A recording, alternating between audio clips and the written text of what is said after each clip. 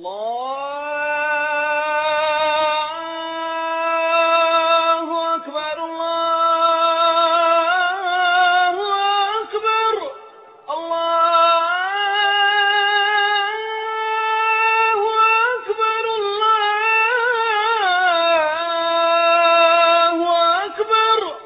I was about to come across one of the most extraordinary human beings I'd ever encountered. A religious convert with true fire in his soul. This is Brooklyn-born Joseph Cohen. 5 years ago, Joseph left his Jewish family in the USA to set up home with his wife in a settlement near the occupied Gaza Strip. Joseph was a fervent and regular visitor to the Wailing Wall and has conceded in interviews that he would, quote, come most days and knock my head against the wall. One night, Joseph was checking out a religious website. His life was about to change forever. I was in a chat room, and a man came in, and many of the quote-unquote Israelis were finding him offensive. But the truth is, he was speaking the haqq. He was saying truth. And I spoke to this guy the whole night, and I couldn't sidetrack him. You know, as a Jew, you learn to try to be cunning and how to push the people in your direction. I couldn't push this guy anywhere. He was hard as a rock. Is there one overarching idea in Islam that really appealed to you, that actually sealed your conversion? The central idea would be one perfect God. It is flawless, and one deen, one religion, a perfect religion for all mankind, not just a special board of directors or their own country club, for everyone. He moved to live in Palestinian East Jerusalem, the start of a dramatic transformation. Joseph became Yusuf el-Khattab. His wife and 4 children all changed their names and their faith. His Jewish family, back in the States, were not exactly bowled over. What are your present state of relations with the family? Talaq, broken. Does that sadden you? Well, Islam forbids me to lie. I'll be honest with you. You might say I'm cold, but actually, no. I grew up like a lock and key child, so it's not like a close-knit family. And I basically Jewish families, Jewish culture, Brooklyn. You only get one set of parents. It's true, but we were never extremely close. I was basically taking care of myself. My mother worked, and my father was gone during the day.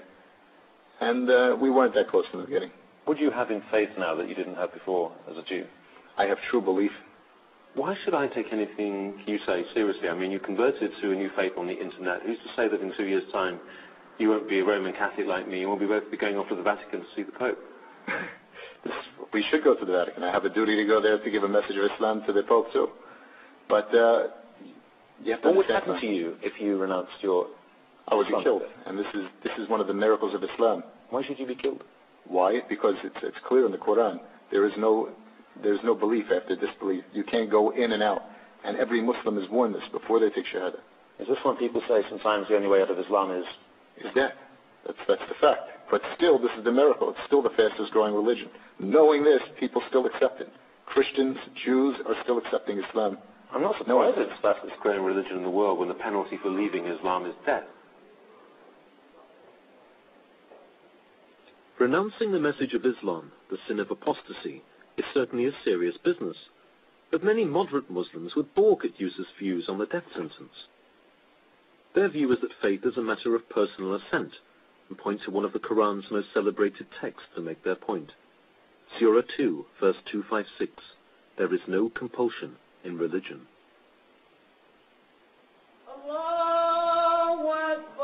Still, Yusuf's take on apostasy was the first inkling to me that his understanding of Islam was not exactly of the cuddly variety. Yusuf made it clear that he's not a spokesman for his local mosque, but further conversations revealed that his views were very similar to those of a so-called Wahhabi, the kind of hardline political Islamist that one has come to associate with Saudi Arabia. Just before I'd met Yusuf came chilling news. A cafe bombing in Haifa had killed 22 people, a number of whom were Arab Israelis. In the aftermath, it emerged that the bomber had been a young woman from the West Bank town of Jenin, and it made me wonder what Yusuf would make of it. I'm very proud of my sister, what she did last week. And inshallah, we have thousands more that are willing to do the same. Your sister was the suicide bomber. My sister in Islam, my sister in faith. And this is the biggest sacrifice that she gave. I mean, I've studied the Quran, I've looked at the hadith, the sayings of Muhammad, and it seems pretty clear to me that women and children are declared as innocent. Isn't restraint more important? Who has more restraint than the Palestinians? I mean, it's almost a joke that somebody like the Jews or the Christians can come to us here and tell the Muslims that you have to have restraint. After being beat up by guard points, after having me called filthy words in front of my kids, after being beat up, after being taken out of my house in the middle of the night in front of my kids, and they told me to have restraint. Yusuf is blessed with 4 well-behaved and talented kids. I raised again the subject of the Haifa bombing that had resulted in the deaths of several young children. Surely as a father, that would induce some serious second thoughts. But his answer was the most chilling yet. This is really the best blessing for them, because a child that dies before 10 years old goes to Jannah. They're in paradise. It's a blessing to get killed on a bus? Allah guides who He wants to Islam. It says very clearly in the Quran that if a Muslim kills another Muslim, that he will not see God, and that in fact he will be condemned to eternal, hellfire. Surely that puts him in a very difficult position in terms of justifying what he's done. That's true, but it's intention. Nobody has the intention to go out and kill Muslims. And that Muslim is use your common sense. Who's going to be on that bus? No. And the common sense is it's going to be mostly Jews. That's common sense. Common sense to any Muslim here is that we don't go on buses. We don't go on Egged buses. Except the few that do, the exception. Do you believe in the concept of the innocent civilian in the state of Israel? Absolutely not. There is no innocent civilian. Every one of them goes in the army. Every one of them votes for a government that oppresses. So there is no compromise. We have nothing to offer them. What can we give them? Both he and I claim belief in God. Yet it seemed we were living on different theological planets. On a final meeting with Yusuf, I wanted to put a couple of direct questions to him about his decision to turn his back on his family and his faith. Is this an act of self-hatred? I mean, turning your back on the past, you have no links with parents and family anymore. People could interpret this conversion as simply a way of almost reinventing yourself. Well, I think of it just the opposite way. We believe that every person is born into pure monotheism. Only our rabbis, our priests, our parents, or whoever it is, corrupted our ideas, our school teachers. So I just returned back to the straight path after learning Judaism and being in their schools and learning their books, the filthy Judaism. You can't. Why use that term? I mean, that's offensive, isn't it, to people? I'm not trying to be offensive, but that's the fact. Meeting you has confused me. I admire your devotion. I admire the energy you put into your religion. But I am repelled by some of the things about children under 10 dying and going straight to heaven. Is it not the case that you crave this kind of certainty because of the psychological difficulties? No, not at all. I don't hate the Jews because of they're Jews. I'm not a white supremacist. I hate them. I hate their religion, I should say.